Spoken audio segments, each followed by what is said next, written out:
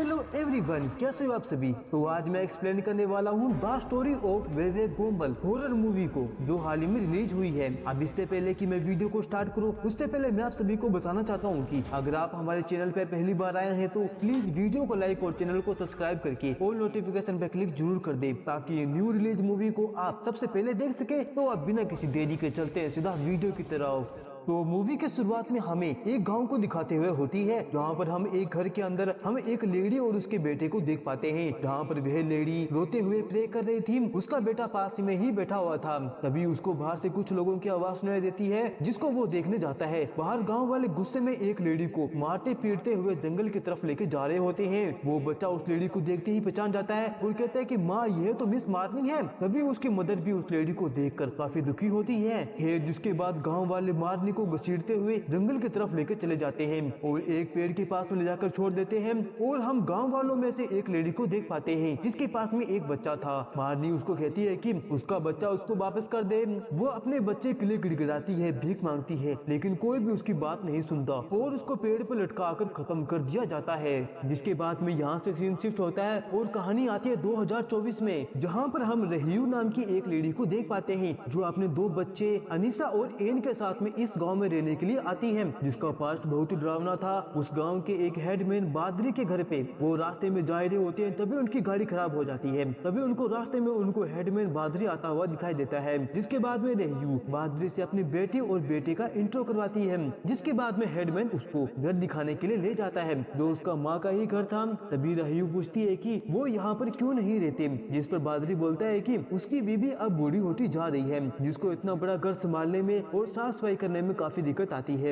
इसी बीच हम अनीसा को देख पाते हैं, जो घर में घूमकर एक्सप्लोर कर रही होती है। तभी उसको घर के एक रूम के अंदर अलमारी से कुछ आवाज आती है, जिसको देखकर वो समझ आती है कि यह उसका भाई एन का काम है, जो उसके साथ में मस्ती कर रहा है। वो भी उसको अलमारी में बंद कर देती है। जिसके बाद में वे दोनों बाहर खेलने के लिए चले जाते हैं। तभी हम उस अलमारी के दरवाजे को देख पाते हैं, जो अपने आप बंद हो जाता है, जो काफी डरावना था। जिसके थोड़ी देर बाद में बादरी भी यहाँ से चले जाते हैं। अब अनीसा अपने रूम में जाकर अपने फ्रेंड पोप से वीडियो कॉल पे बात करने लग जाती है, जिसको वो यहाँ पर आने की वजह बताती है। उसकी माँ को यहाँ पर उसके बिजनेस के लिए एक इन्वेस्टर मिल गया है और उसी के लिए वो यहाँ पर आए हैं। बात करते करते वो ऊपर देखती है, जहाँ छत की एक टाइल हटी हुई थी, जो काफी अजीब बात थी। और जिसके तुरंत बाद उसका फोन ग्लिच करके कट जाता है। फिर अब शाम को अनीसा प्रे कर रही होती है, तभी उसको अलमारी के अंदर से खटखटाने की आवाज सुनाई देती है। अनीसा को लगता है कि उसका भाई परेशान कर रहा है, इसलिए अनीसा उसको बंद करने के लिए चली जाती है। लेकिन तभी एन बाहर से अंदर आता है, जिसको देखकर अनीसा बहुत ही डर जाती है। को अनीसा इग्नोर कर देती है।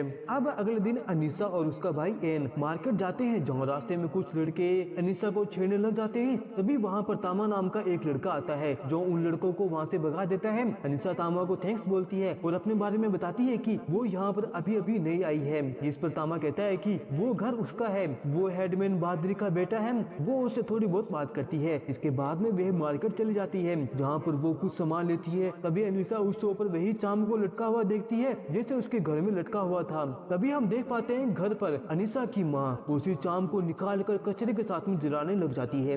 मेरे हिसाब से उसको ऐसा नहीं करना था। वहीं अनीसा मार्केट से शॉपिंग करने के बाद में वो अपने भाई के साथ में एक झील के किनारे चली जाती है, जहाँ पर वो अपने फ्रेंड पोप से बात करने लग जाती है। जिसके थोड़ी देर बाद में अनीसा पीछे मुड़ के जैसे देखती है, लेकिन वहाँ पर उसका भाई आन नहीं था, जिससे अनीसा काफी घबरा जाती है और अपने भाई को ढूंढने लग जाती है। अनीसा को वह एक पागल लेडी के साथ में दिखाई देता है, जो उसको एक फ्लावर क्राउन देती है, साथ ही वह उसको एक चाम भी देती है। तभी वहाँ पर अनीसा आकर अपने भाई को ले जाती है। जिसकी बाद में अब शाम होने लग जाती है और हम गांव के लोगों को देख पाते हैं, जो अपने बच्चों को जल्दी जल्दी से घर पे आने को बोलते हैं, यानी कि इस गांव की शाम में कुछ तो प्रॉब्लम है। वहीं पर हम घर के अंदर एन को देख पाते हैं, जो खेल ही रहा होता है। तभी घर के मेन डोर पर एक लेडी आती है। जब एन की होल से बाहर देखता है तो बाहर एक लेडी खड़ी हुई थी, जिसको देखकर एन बहुत ही डर जाता है। तब उसकी बहन वहाँ पर आ चुकी थी, जिसको देखकर एन गले लग जाता है। तभी हम देख पाते हैं कि एन घर में नहीं था, बल्कि वो बाहर खड़ा हुआ था उसी लेडी के पास में, जहाँ पर वह लेडी खड़ी हुई थी।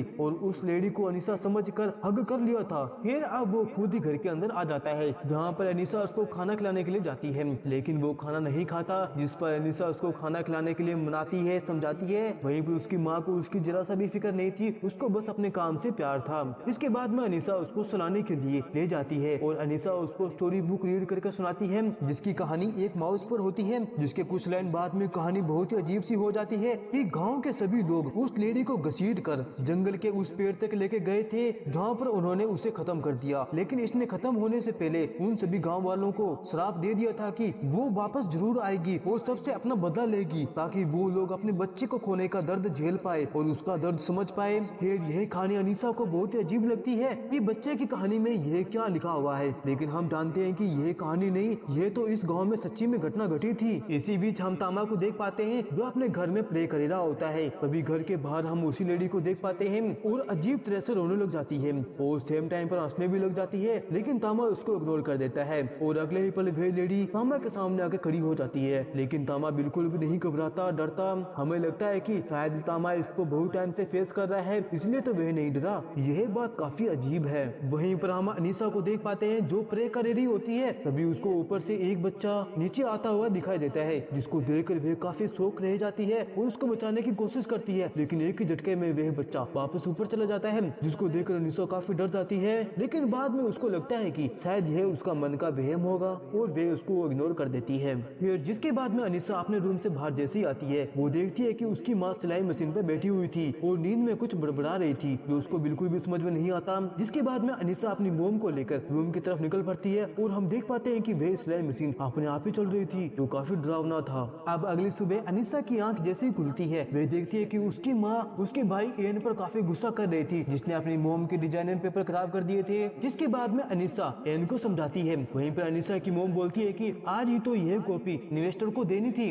लेकिन एन ने सब कुछ खराब कर दिया और तो उसके पास में अब प्रिंटर इंक भी नहीं है। जिस पर अनीसा बोलती है कि वो टाउन जाकर इंक ले आएगी, यहाँ पर चिल्लाने की क्या बात है। इसके बाद अनीसा तामा के साथ में मार्केट जाने का डिसाइड करती है क्योंकि यहाँ पर अनीसा उसी को ही जानती थी। अब रास्ते में वो जा रही होती है तभी उसको वही बुली बॉय दिखाई देते हैं जो एक पागल लेडी को परेशान कर रहे थे। इसके बाद में अनीसा उन लड़कों को वहाँ से भगा देती है और उस लेडी को बचा लेती है। जिसके बाद में वे आगे बढ़ जाती है, लेकिन वो रास्ता भटक जाने की वजह से वो जंगल के उसी पेड़ के पास में पहुंच जाती है जहाँ पर शुरुआत में मार्नी को मारा गया था। तभी अनीसा को उस पेड़ के अंदर से अजीबोगरीब पुकार सुनाई देने लग जाती है। अब इससे पहले कि अनीसा आगे बढ़ पाती तभी वहाँ पर वे पागल लेडी आ जाती है जो उसको उसका पर्स लौटाने आई थी और तभी वह लेडी उसको पकड़ लेती है, जिस पर अनीसा उस लेडी को लकड़ी से मारती है। तभी वहाँ पर तामा पहुँच जाता है जो इस लेडी को समझाकर वहाँ से भगा देता है और इस लेडी का नाम होता है इरमा। जिसके बाद में अनीसा तामा के घर पे जाती है और उसकी मोम से मिलती है जो अनीसा को उस पागल लेडी यानी कि इरमा के बारे में बताती है। वो पागल लेडी उसको बचपन में वेबे गोम्बल जो कि एक घोस्ट है उसने किडनैप कर लिया था,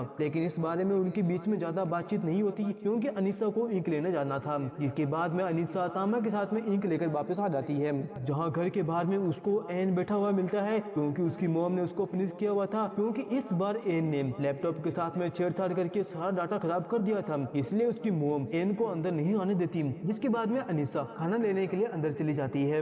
वहीं बाहर हम उसी लेडी को देख पाते हैं जो एन को घूर रही थी। जिसके थोड़ी देर बाद में अनीसा अपने पार्सल लेने के लिए बाहर जैसे आती है वह एकदम से शौक रह जाती है क्योंकि उसको एन कहीं पर भी दिखाई नहीं दे रहा था, जिससे वह बहुत ही परेशान हो जाती है। जिसके बाद में वह एन को पूरे गाँव में ढूंढने लग जाती है। यहाँ रास्ते में उसको एरमा मिलती है लेकिन वे कुछ नहीं बोल रही थी और बस रोते ही जा रही थी। फिर जिसके बाद में हम अनीसा और उसकी मोम को तामा के घर में देख पाते हैं जहाँ पर वो कहते हैं कि हमें वेवे गोम्बल की कहानी झूठ लगती है, उसका एन से कोई भी लेना देना नहीं है, वो शायद यहाँ वहाँ चला गया होगा। जिसके बाद में बादरी उनको वेवे गोम्बल की असली कहानी बताता है। जिसके बाद में कहानी जाती है 47 साल पहले। हम वहाँ पर बादरी को देख पाते हैं जो अपनी माँ, फादर और अपने भाई जानत्रा के साथ में रहा करता था। उसी घर में रहा करता था जहाँ पर अनीसा और उसकी मोम अब रह रही है। वहाँ पर मारनी अक्सर आया जाया करती थी जो कि काफी अच्छी लेडी और काफी गरीब थी जो अपना पेट पालने के लिए जूस बेचने का काम किया करती थी। वो यहाँ पर बादरी के फादर को देखकर यहाँ से चली जाती है। अब आगे जाने के बाद में जानत्रा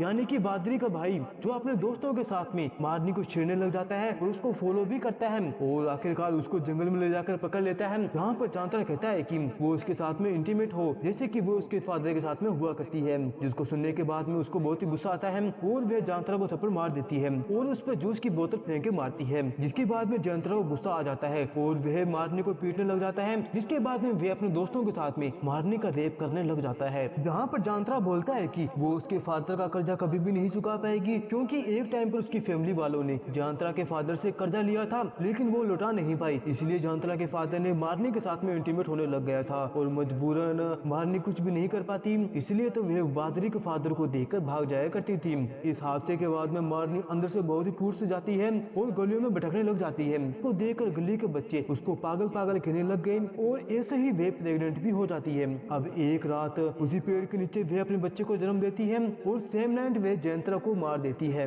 अगली सुबह मारनी अपने बच्चे के साथ में लेकर गलियों में भटक रही होती है, जहाँ पर लोग उसे अजीबोगरीब नजरों से देख रहे होते हैं। इसी तरह एक दिन बादरी की माँ मारनी से बोलती है कि वे अपने बच्चे को हमें दे दी, जिसकी वे बहुत ही अच्छी से परवरिश करेंगे, क्योंकि वे उसका ख्याल नहीं रख पा रही है। लेकिन वे अपने बेटे देने से मना कर देती है और कहती है कि उसके परिवार वालों ने ही उसकी यह हालत करी है। लेकिन इस बात पर उसको यकीन नहीं होता और अब तक गाँव वालों ने उसको घेर लिया था और यहाँ पर उसके ऊपर मर्डर का अंजाम भी लगा देते हैं, जो कि उसी ने किया था। जिसके बाद में सभी गाँव वाले उसको पकड़ लेते हैं और कहते हैं कि यह गंदी लेडी है, ये हमारे बच्चों को बिगाड़ सकती है। और तभी मौके का फायदा उठाकर बादरी की माँ उस बच्चे को छीन लेती है, जहाँ पर मारनी अपने बच्चे को वापस मांगती है। जिसके बाद में मारनी अपने बेटे को बचाने की कोशिश करती है, लेकिन भीड़ के आगे वह कमजोर पड़ जाती है। जिसके बाद में वे लोग उसको घसीटकर जंगल की तरफ ले जाते हैं और अपना जुलूस निकालते हैं। और यह वही सीन होता है जो हमने मूवी के शुरुआत में देखा था। यहाँ पर बादरी की माँ को असली सच्चाई पता चल जाती है, जिससे वह की एकदम से टूट सी जाती है और उसको पछतावा भी होने लग गया था, लेकिन अब तक वह खत्म हो चुकी थी। इसके बाद में वह उसके बच्चे का ख्याल रखती है, लेकिन वह बच्चा बहुत ही कमजोर था, जिस कारण वह ज्यादा जी नहीं पाता और वह मारा जाता है। और अब बादरी बताता है कि यह खबर जब से फैली हुई है, जिन बच्चों को छोड़ दिया जाता है या उनको टॉर्चर किया जाता है, उनका ख्याल नहीं रखा जाता। मारनी उसको अपने साथ में ले जाती है। हालांकि कुछ बच्चे वापस आ जाते हैं, लेकिन जिसके बाद वह पूरी तरह से पगला जाते हैं। और इरमा ऐसी आखिरी लड़की थी जिसको मारनी ले गई थी और तब से लेकर अब तक कोई भी बच्चा गायब नहीं हुआ। लेकिन हाँ, अगर ऐसा कोई बच्चा हो जिसकी केयर ना करी गई हो, बच्चे को गली में छोड़ दिया गया हो, ऐसे बच्चे को मारने की आत्मा लेकर चली जाती है। यह सुनने के बाद में अनीसा अपनी मोम पर बहुत ही गुस्सा करती है, क्योंकि वो अपने बेटे एन का ख्याल नहीं रखा करती थी। वे उससे प्यार नहीं करती, वे अपने काम से प्यार किया करती थी। जिस पर अनीसा की माँ गुस्से में बोलती है कि उसका हस्बैंड उसका ख्याल नहीं रखता, इसलिए उसको कुछ तो करना पड़ेगा ही। तभी बादरी कहता है कि यह लड़ने का टाइम नहीं है, अभी तुम्हारे बेटे एन को ढूंढना चाहिए। इसलिए मेरे पास में एक उपाय है कि हम पूरे गाँव वालों के साथ में मिलकर ड्रम और थाली बजाते हुए गाँव का एक चक्कर लगाए, और ऐसा हमको 7 बार करना होगा, और जिससे तुम्हारे बेटे का मिलने का चांस हमको है।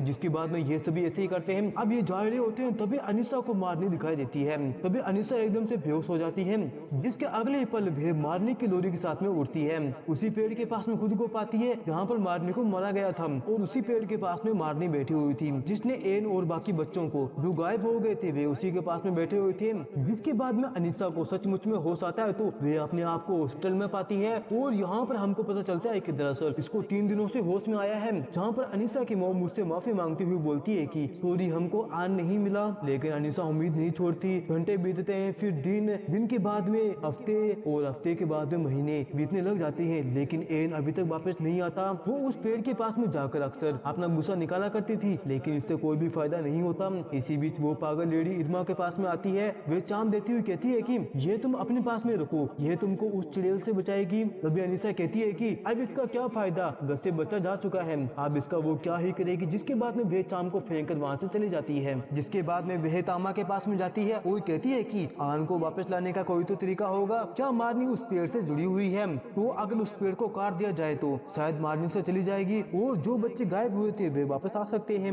जिस पर तामा उसकी परेशानी को समझकर उसको समझाता है, लेकिन वे उसकी बात नहीं सुनती और गुस्से में आकर उस पेड़ के पास चली जाती है और मारनी पर गुस्सा करने लग जाती है और कहती है कि आन को वापस कर दे, बदले में मैं तुम्हारे साथ जाने को तैयार हूँ। तभी हम वहाँ पर मारनी को आता हुआ देख पाते हैं, जो अनीसा की तरफ बढ़ने लग जाती है, लेकिन तब तक वहाँ पर तामा पहुँच चुका था और प्रे करके उसको वहाँ से भगा देता है। अब सेम नाइट एन घर पे वापस आ चुका था। उसके घर आने के बाद में अनीसा और उसकी माँ बहुत ही खुश होती है, लेकिन यह बात तामा को बहुत अजीब लगती है। अब घर में आने के बाद में बादरी कहता है कि तुमको क्या चीज ठीक नहीं लग रही, सब कुछ तो सही हो गया है, एन वापस आ चुका है और उसके परिवार वाले काफी खुश है, और सबसे बड़ी बात उसने मारनी को भगा दिया है, उसके लिए उसको गर्व करना चाहिए। तभी तामा अपने फादर से पूछता है कि आपने पास्ट में उस पेड़ को काटने की कोशिश करी थी, तब क्या हुआ था पापा। जिस पर वो बताता है कि उन्होंने ढेर सारे वर्करों से बात करी थी, वो प्रे कर रहे थे ताकि वह पेड़ को काट सके। उन्होंने बहुत कोशिश करी, लेकिन पेड़ को कुछ भी नहीं हुआ, उल्टा वहाँ पर एक्सीडेंट भी होने लग गए, जिसमें ढेर सारे लोग मारे गए और अपनी जान दे दी। जिसके बाद से सभी लोग उस पेड़ से डरने लग गए थे। जिसके बाद कोई भी उस पेड़ को काटने की कोशिश नहीं करी और उसके आसपास भी नहीं दिखे। वहीं अगले सीन में हम अनीसा को देख देख पाते हैं। जो अपनी मोम को देखती है वे चाम लगा रही होती है। शायद उसको यकीन हो गया था कि चाम लगाने से मारनी दूर भागती है, जिसको देखकर रहीयू अपनी बेटी अनीसा से हेल्प मांगती है। अब अनीसा जैसे ही चाम को अपने हाथ में लेती है तभी उसका हाथ जलने लग जाता है, लेकिन इसको अनीसा की मोम नोटिस नहीं कर पाती। अब शाम को अनीसा मार्केट से सामान लेने जाती है, जहाँ पर मारनी जो जूस बनाया करती थी उसका सामान लेती है और उसका बिहेवियर पूरा बदल चुका था। अब शाम भी होने लग गई थी, जिस पर वह शॉपकीपर अपने बेटे को अंदर जाने को कहती है और बोलती है कि तुम अंदर चले जाओ वरना मारनी आ जाएगी, वे तुमको अपने साथ में ले जाएगी। और यह बात सुनते ही अनीसा की हम एक स्माइल को देख पाते हैं। तभी वहाँ पर अजान होने लग जाती है, जिससे कि हम देख पाते हैं कि अनीसा को परेशानी होने लग जाती है और यह चीज तामा भी नोटिस कर लेता है। फिर अनीसा अपने घर में आती है, यहाँ पर अनीसा एन को खाना खिलाने के लिए अपने पास बुलाती है। तभी उसकी माँ कहती है कि मैं इसको खाना खिलाऊंगी क्योंकि ये बहुत दिनों के बाद में घर में आया है, जिस पर अनीसा अपनी मोम पर चिल्लाने लग जाती है। अब आधी रात को रहीयू देखती है कि अनीसा अपने भाई एन के साथ में खेल रही है। जब वे उसको सोने को बोलती है तभी अनीसा रहीयू की तरफ स्माइल करने लग जाती है और देखने लग जाती है। तभी अपने आप ही दरवाजा बंद हो जाता है। अब ये देखने के बाद में रहीयू दरवाजे को जैसे ही खोलती है तभी वे शौक रह जाती है, क्योंकि वहाँ पर अनीसा नहीं थी और एन सोया हुआ था। तभी बाहर से अनीसा आती है। अब ये देखने के बाद में रहीयू डर सी जाती है और उसको कुछ भी समझ में नहीं आ रहा था कि अभी अभी ये जो हुआ ये क्या था। फिर अब अगली मॉर्निंग रिहायू की नींद मारने की लोरी से खुलती है, जिसको रिहायू अपने रूम में देख पाती है और अगले ही पल वे गायब हो जाती है। जिसके बाद में वे अनीसा के रूम में जाती है, जहाँ पर अनीसा एन को तैयार करते हुए मारने की लोरी गाकर सुना रही थी, जिसको सुनकर वे काफी डर से जाती है। लेकिन रहीयू के आने पर वे बिल्कुल नॉर्मल हो जाती है। लेकिन जब रहीयू नाश्ता बनाने के लिए जाती है तभी अनीसा रहीयू को कहती है कि कभी भी अपने बच्चों का ख्याल नहीं रखती। रहीयू को लगता है कि वे अपनी पास्ट की चीजों को लेकर नाराज है, इसलिए वह माफी भी मांगती है। तभी अनीसा कहती है कि ये सब झूठ है, उसे सिर्फ खुद से मतलब है, वो खुद के लिए कमाती है और उसको मर्द से रिश्ता बनाना बिल्कुल भी पसंद नहीं है, क्योंकि उसने शुरुआत से खुद के पिता को उसकी मोम को टॉर्चर होते हुए देखा था, जिसके बाद से वो कभी भी अपने बच्चों को अपने पिता के पास में नहीं लेके गई थी, क्योंकि उसको नफरत सी हो गई थी। ये सब सुनकर रहीयू काफी परेशान सी हो जाती है। लेकिन तब तक अनीसा एन को लेकर बाहर चली गई थी। तभी हम अनीसा के फ्रेंड पॉप को देख पाते हैं, जो अनीसा से मिलने गांव में आती है। हम पॉप के बारे में जान लेते हैं कि वो पैरानॉर्मल चीजों यानी कि घोस्ट को फील कर सकती थी और उनसे फाइट भी कर सकती थी, जिसके लिए उसके पास में एक रेलिक भी है, क्योंकि पॉप के फैमिली वालों यानी कि गार्जियंस की स्पिरिट उसकी हरदम साथ रहा करती थी और प्रोटेक्ट किया करती थी। अब घर में आते ही पॉप पर एक डीमन अटैक कर देता है, लेकिन पॉप रेलिक की मदद से उसको आसानी से मार भगाती है। यहाँ पर आने के बाद में पॉप अनीसा को बदला बदला हुआ नोटिस करती है। अब शाम को पॉप बाहर जैसे जाती है तभी उसको वह पागल लेडी यानी कि इरमा दिखाई देती है, जो पॉप को चाम देती हुई कहती है कि इस घर में डेंजर है। जब पॉप इरमा को टच करती है तो उसको एहसास होता है कि जो घोस्ट इरमा को लेके गई थी यानी कि मारनी, वो घोस्ट सभी बच्चों को अपने बस में करने के लिए कुछ चीज खिलाया करती थी ताकि वे उसकी दुनिया में जा पाए, लेकिन इरमा बच गई थी, वे चीज नहीं खाई थी, इसलिए ये अपनी दुनिया में आ गई और यही रीजन होता है कि इरमा पागल है। अब शाम को पॉप डिनर करते टाइम अनीसा से अपने बचपन की बातें करती है कंफर्म करने के लिए, लेकिन अनीसा को कुछ भी याद नहीं होता, जिससे उसे कंफर्म हो जाता है कि अनीसा बुरी शक्तियों के कब्जे में है। इसी बीच घर में तामा और बादरी आ जाते हैं, जो रिहायू से बात करने लग जाते हैं। वहीं पर हम पॉप और अनीसा को देख पाते हैं, जहाँ पर पॉप कहती है कि मैं जान गई हूँ तुम कौन हो। तभी अनीसा हंसते हुए कहती है कि पॉप तुम मारने का कुछ भी नहीं कर सकती। तभी वो पॉप के ऊपर हमला कर देती है। इसकी आवाज सुनकर वहाँ पर बाकी लोग आ जाते हैं। अब ये देखकर तामा अनीसा को रोकने की कोशिश करता है, लेकिन वो उसको भी पीटने लग जाती है। इसके बाद में मारनी बाहर आकर उन सभी पर हमला कर देती है। दोस्तों ये सीन इस मूवी का नंबर 1 बेस्ट सीन होता है। ऐसी मूवी और देखने के लिए आप चैनल को सब्सक्राइब जरूर कर दे और वीडियो को लाइक भी कर दे। फिर अब मारनी तामा को मारने वाली होती है, तभी पॉप आकर अपने रेली की मदद से उसको बेहोश कर देती है और उसको बिस्तर पर बांध देती है। अब ये देखने के बाद में तांबा और उसके फादर बिल्कुल हैरान रह जाते हैं। तभी मारनी अनीसा को परचेस वापस कर लेती है और बोलती है कि बादरी ने उसकी हेल्प नहीं करी थी और उसका बदला अभी भी बाकी है, वे उसके परिवार वालों को नहीं छोड़ेगी।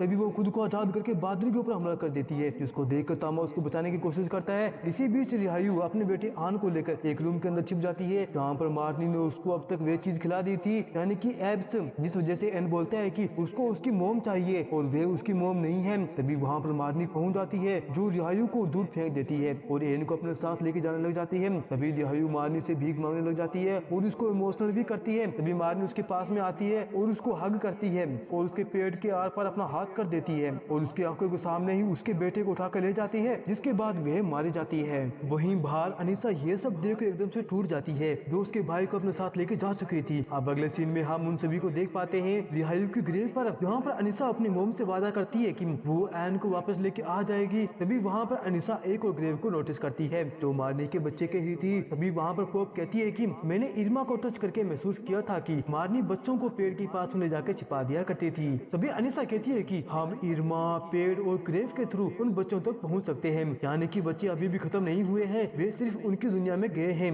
तभी यहाँ पर तामा भी आ जाता है और इस मिशन में शामिल हो जाता है, क्योंकि वे उस राज को जानना चाहता था कि आखिर वे चुड़ैल उसके परिवार वालों को क्यों खत्म करना चाहती है, आखिरकार मार्नी ये सब क्यों कर रही है और मार्नी के साथ में क्या हुआ था, उसके ऊपर कितना कर्जा था और उसके साथ क्या क्या गलत हुए हैं। तभी हम इस मूवी के पोस्ट क्रेडिट सीन में एक बच्चे को देख पाते हैं जो उसी पेड़ के पास में जाकर खड़ा हो जाता है जहाँ पर मार्नी रहा करती थी, और तभी वहाँ पर हम मार्नी को आता हुआ देख पाते हैं। और इसी के साथ ये मूवी यहीं पर समाप्त हो जाती है। और दोस्तों इसकी नेक्स्ट पार्ट जैसे ही आएगा मैं अपलोड कर दूंगा। दोस्तों आपको ये मूवी कैसी लगी लाइक और कमेंट करके मुझे जरूर बताएं। जब तक मिलते हैं अगली वीडियो में, जब तक के लिए बाय बाय।